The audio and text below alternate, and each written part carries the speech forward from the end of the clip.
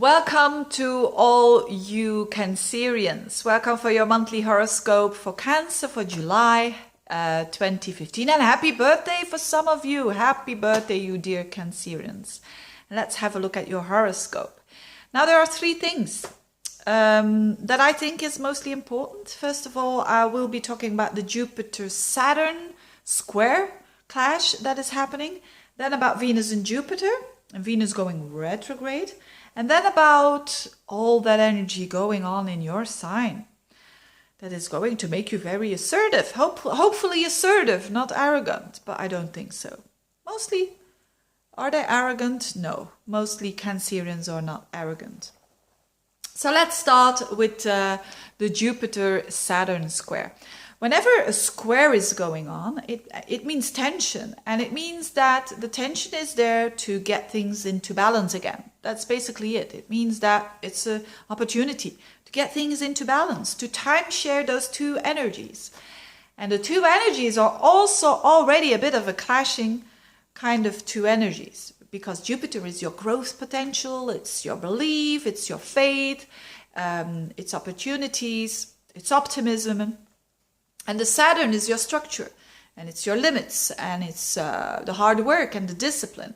So they already clash in its essence as an ingredient, but they also clash in the heavens, which shows that some of you will have to readjust, going a bit more to the Saturn, and others of you will have to readjust and go a bit more to the Jupiter.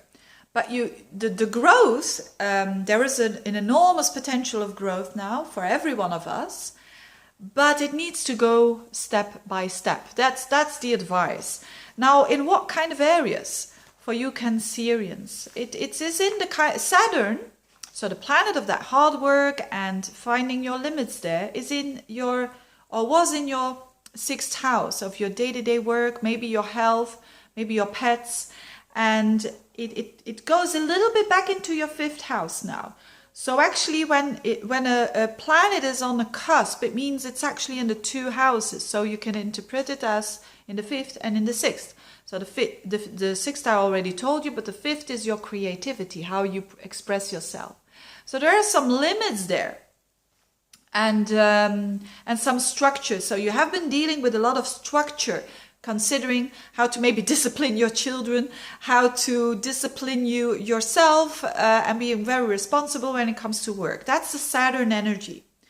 Now the Jupiterian energy for you, and also where Venus is for the whole month, up until September actually, is in Leo. And that is your 2nd house. So there is the potential for growth. So there is the potential to enjoy yourself, to grow, and the 2nd house is a house of self-confidence. So there is a potential for all you Cancerians to grow there. Also, financial situation. For some reason, there's possibility for growth. There's possibility to enjoy yourself more as well. To overindulge yourself a little bit, maybe with shopping, maybe with food, because the 2nd house is your is food as well. Your resources, what you need to get on with the life.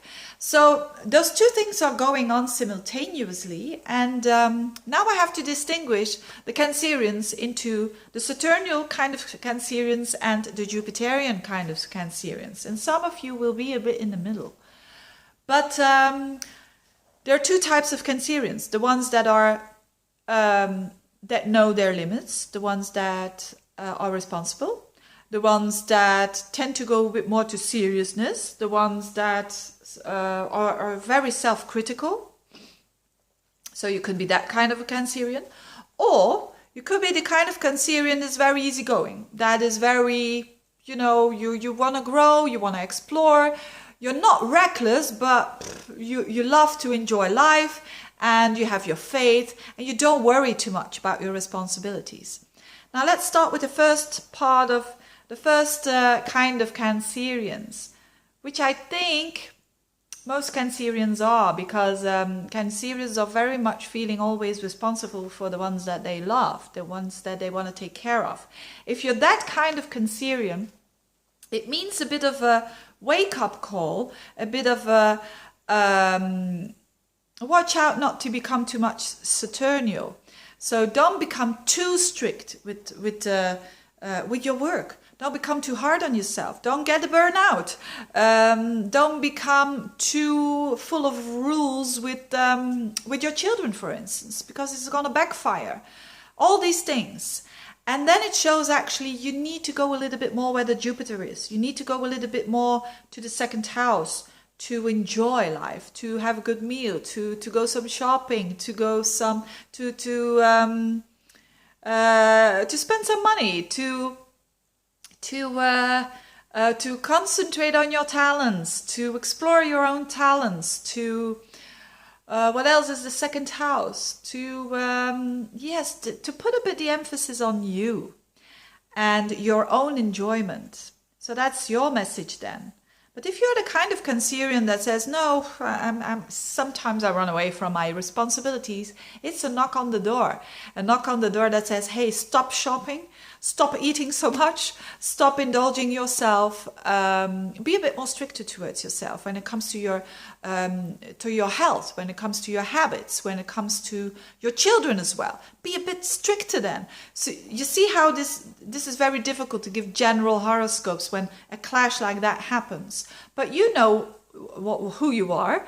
You know where you tend to go a bit more to the Jupiter or you tend to go a bit more to the Saturn. It's all about, there is growth, yes, in the enjoyment and all of that, yes, but do it step by step. There is also possibility in general for you Cancerians to earn more money because of what you do yourself. Because the second house is your earnings. So there is possibility there. But again, don't go too far in it. Do it step by step, and that's actually the best thing to do. So that's that. Very interesting energy, but not the easiest one. Venus is also in that second house, going to dancing around this fixed star called Regulus, and Regulus is the star of ambition. So certainly in a money house, it could mean that you become very ambitious. You become very ambitious to accumulate your resources. And that's not a wrong thing at all. But again, do it gradually. Do it step by step. Don't overdo this in the optimism. Don't go, mind your boundaries then.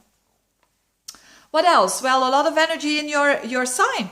You're going to have all the male planets in your sign. This is, so Mars will be in your sign. The Sun will be in your sign. And Mercury, the planet of communication. Oh boy, people are going to see you and experience you as pretty straightforward, pretty in a negative way bossy. So don't fall into the trap of saying it's my way or the highway. Just try to be assertive, and maybe for some amongst you who have been too submissive.